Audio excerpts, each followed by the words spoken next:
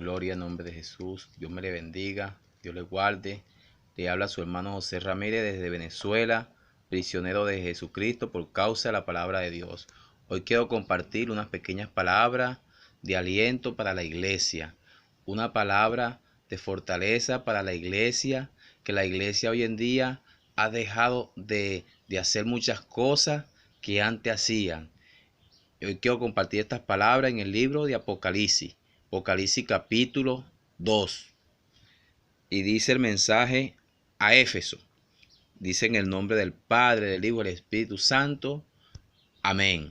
Dice a la letra. Escribe al ángel de la iglesia en Éfeso, el que tiene las 7 estrellas en su diestra, el que anda en medio de los 7 candeleros de oro, dice esto: yo conozco tus obras y tu arduo trabajo y paciencia, y que no puedes soportar a los malos, y has probado a los que se dicen ser apóstoles y no lo son, y los has hallado mentirosos, y has sufrido y has tenido paciencia, y has trabajado arduamente por amor de mi nombre, y has desmayado, y no has desmayado, pero tengo contra ti que has dejado tu primer amor. Recuerda, por tanto, de dónde has caído, y arrepiéntete, y haz las primeras obras, pues si no, vendré pronto a ti y quitaré tu candelero de su lugar, si no te hubiese arrepentido. Padre, bendito el nombre de Jesús. Señor, sea usted dándome palabra, mi Señor, para darle a tu iglesia, mi Rey, en el nombre de Jesús. Amén. En ciencia, en sabiduría, en profecía de tu palabra. Amén. Gloria a Dios. Dice acá el libro de Apocalipsis, y escribe al ángel de la iglesia en Éfeso, el que tiene las 7 estrellas en su diestra, el que anda en medio de los 7 candeleros de oro, dice esto: el apóstol Juan, apóstol y profeta, estuvo padeciendo bastante por causa de la palabra de Dios. Estuvo en una isla llamada Pasmo por causa de la palabra de Dios, por causa del testimonio de Jesucristo. El apóstol y profeta Juan, el amado, el último de los apóstoles, un hombre que dedicó su vida por completo al servicio de Dios. Este hombre estaba preso y quería salir para darle palabra a las iglesias. Sentía ese amor por las iglesias, un amor que hoy en día no se halla, un amor que él quería derramar a las iglesias. Él sentía que las iglesias estaban desmayando, y Dios le revela la condición de las 7 iglesias en Asia y le dice, primero le manda una carta, le escribe a las iglesias, pero este apóstol después, él sale libre, ya sale anciano. Él sale, Dios le concede la petición de su corazón, y él sale y le lleva la palabra físicamente también a la iglesia, porque es lo que él deseaba, es lo que él anhelaba, porque las iglesias estaban desfalleciendo. Ya había muerto el apóstol Pablo, los apóstoles. Él era el último de los apóstoles que quedaba. Y entonces las iglesias estaban desconfiando, ya se sentían desprotegidas, ya el líder se sentía sin líderes, sin nada, y entonces las iglesias estaban desconfiando. Nótese bien que Jesús le reclama a la iglesia de Éfeso, porque ella cuando empieza en un primer amor, que cuando estaban esta gente fogosa, esta gente medían, discernían a los falsos apóstoles y lo descubrían. Pero ya esta iglesia dice que él conocía las obras del primer amor, de la paciencia que habían trabajado, de todo lo demás. su arduo trabajo y paciencia, muchas cosas, pero ya eso lo habían dejado atrás. Pero le dice, pero tengo contra ti que has dejado tu primer amor. Eso nos pasa. No es que no tengamos amor, sino que como comenzamos, ahora dejamos de hacer muchas cosas que antes hacíamos. Ahora Dios nos lo está reclamando. Y eso está pasando hoy en día. Dice que esta iglesia se preocupaba por mantenerse en el primer amor. Conocían y discernían a los apóstoles falsos. Ellos lo descubrían. Pero después que esta gente empezó a retroceder, empezó a dejar todo en el pasado, empezó siempre a darle también a la carne y ya no discernían, ya habían dejado el primer amor y Jesús se lo viene reclamando. Pero tengo contra ti que has dejado tu primer amor. Claro, le está hablando al ángel de la iglesia, que es el pastor. No le estaba hablando a toda la iglesia, le está reclamando al pastor. ¿Por qué? Porque el pastor es la autoridad en la iglesia. El pastor es el que lleva a la iglesia adelante. Si el pastor está mal, la iglesia de Dios, la iglesia donde está el pastor también empieza a decaer. ¿Por qué? Porque dice que un pueblo sin pastor se descarría. Jesús encontró sin pastor a Israel y andaban todos descarriados. Y eso pasa. Es menester que en una iglesia siempre haya un pastor que vele por el pueblo, que le dé la buena enseñanza al pueblo, el buen alimento al pueblo. Que ese pastor sea dado por la obra de Dios, que Dios esté regocijado con ese pastor, porque ese hombre va a recibir una recompensa. Pero Jesús le dice a este pastor, tengo contra ti que has dejado todas aquellas cosas que hacías primero, que tenía contra él, que había dejado su primer amor, su anhelo, todo eso. Pero le dice, pero si no te arrepintieres, vendré pronto a ti y quitaré su candelabro de medio de ti.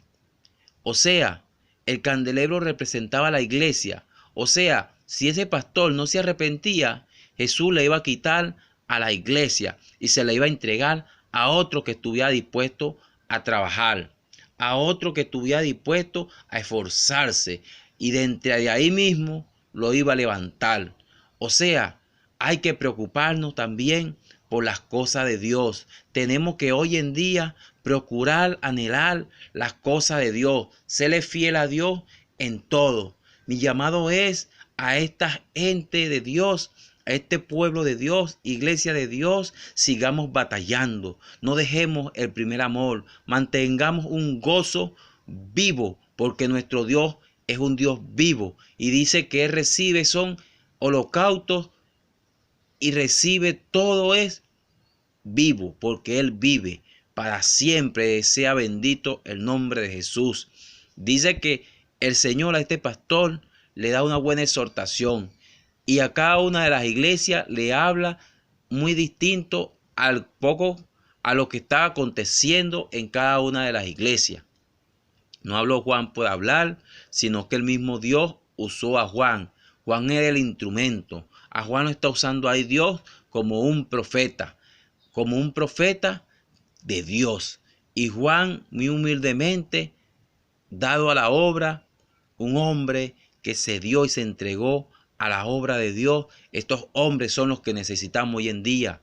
Estos hombres que nos guíen, estos hombres que nos lleven a la delicia, a la presencia de Dios. Porque hoy en día también se han levantado muchos hombres que Dios ha puesto en las iglesias y están apostatando, ya están fríos, ya están huecos, no hay nada y no quieren aguantar una corrección, no quieren porque ellos se la saben todas, porque yo creo que son mejores que Dios y estos hombres no quieren agarrar el carril de Dios, están llevando al pueblo de Dios a un despeñadero. Yo me acuerdo de Saúl y Saúl Dios lo puso a apacentar a Israel. Saúl estuvo 2 años apacentando bien, pero después como que se aburrió, se cansó de Dios. Y Saúl empezó a subyugar al pueblo, empezó a maltratar al pueblo. 38 años. Dios tuvo que quitarlo. Dios tuvo que levantar un hombre que fuera conforme y estuviera dispuesto a hacer su voluntad, a David. Saúl pensaba que estaba bien. Saúl no aceptaba consejo de nadie. Hoy mismo está pasando en la iglesia con los pastores que se han desviado. Un día estuvieron dando su vida, pero han decaído. Hoy día no hay nada. Ya no quieren aguantar corrección. Si Dios le habla por X persona, ellos tienen Dios que revelárselo a ellos primero. Y no es así, hermano. Acepte la corrección, pastor, de Dios. Aguántese la corrección de Dios, porque Dios le ama y quiere corregirlo antes que Dios le quite la iglesia y lo destituya de su presencia. Métese en el carril de Dios. Pídale perdón a Dios y perdón a la iglesia. Y si está en pecado, pida perdón a la iglesia. Porque usted se ha descarriado de la voluntad de Dios. Reconozca que sin Dios no es nadie. Así que pídale perdón a la iglesia si ha hecho algún pecado y métase en la presencia de Dios. Mire como David. David pidió perdón a Dios por su pecado y alcanzó misericordia. Aunque el mal se vino por su consecuencia, sí vino el mal en él. Pero David pidió perdón a Dios y alcanzó misericordia. Dios no lo quitó del reinado. Dios lo dejó apacentando sus ovejas. Dios lo dejó ahí. Ahora usted pida perdón a la iglesia, pida perdón a Dios y métase en la brecha con Dios. No lleve al pueblo a un error. No lleve al pueblo a un falso evangelio. Dice que el que se levanta contra la palabra de Dios es un anatema, es un maldito. Pablo lo dice en Gálatas, que si a un ángel del cielo o ellos predicasen un evangelio diferente, fueran malditos, o sea, fueran anatemas. O sea, tenemos que defender esta palabra de Dios. Tenemos que mantener a Dios en alto. Tenemos que ser el centro de Dios. Confía en Dios. Muchos hombres están desertando, yéndose de Venezuela, dejando las iglesias solas. Esos pastores son pastores de cabra. No velan por el rebaño de Dios. Dios tiene que levantar hombres que tengan amor a su obra. Hombres que estén dispuestos a dar su vida por su obra. Hombres que tengan en la brecha. Dice que Dios va a levantar a Venezuela en un momento, pero no es el momento. Primero viene en juicio para Venezuela, pero después Dios va a levantar a Venezuela. Y muchas naciones van a buscar aquí en Venezuela lo que antes ellos decían que no lo había. Dios va a levantar a Venezuela de tal manera que la va a dar por punta de lanza a las naciones, y los primeros países que estuvieron hablando de Venezuela son los primeros que van a estar buscando el favor de Venezuela. Pero Venezuela lo va a bendecir también a ellos, y a las naciones de la tierra serán benditas desde Venezuela. Pero primero viene un gran juicio de parte de Dios. Así lo dice el Señor. Dice que Venezuela será punta de lanza, será la grande entre las naciones, pero primero tiene que ser procesada para que después Dios le saque el brillo y aprendamos. La iglesia de Dios va a ser sacudida. El juicio va a empezar por la casa de Dios, por la iglesia de Dios. Muchos pastores y líderes que están haciendo lo malo, dice el Señor, lo será quitado. A muchos matará, a muchos postrará, y de muchos tendrá misericordia, pero lo quitará.